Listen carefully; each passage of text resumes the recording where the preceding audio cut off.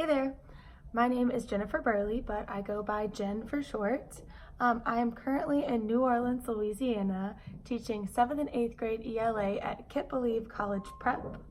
I had three pivotal moments that I got to talk with a really awesome partner about in the first class. And so I will just start with the first one. My first pivotal moment was my freshman year at Louisiana State University, just as a little 18-year-old.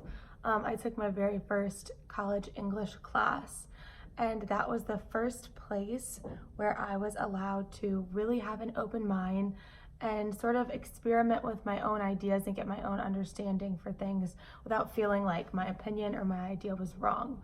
So I give full credit for that to my incredible professor, Emily Katsianez. I went forward and took like 3 more of her classes after that because I couldn't get enough of just the way that she taught with such passion and free spirit of just really encouraging her students to find their outlets and branch out and push and challenge their own thoughts in a way that was fun and creative for us. So that's what really turned me and got me thinking that ideas that I had grown up with and thoughts that had kind of been instilled with me could be different. And for thinking differently in myself, it wasn't wrong. And in some cases, I felt like maybe my opinion was right. So it was great first class to have with her, and really great classes that just built upon that every single time I was with her in a classroom again.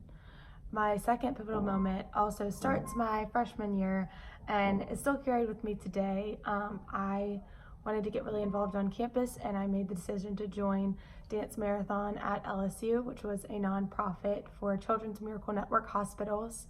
The first year I was just a dancer and really fell in love with the event.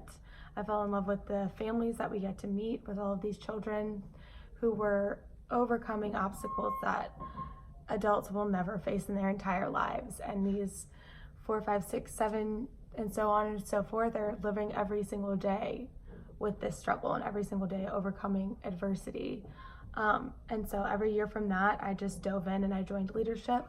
And by my senior year, I was on the management team as the external director.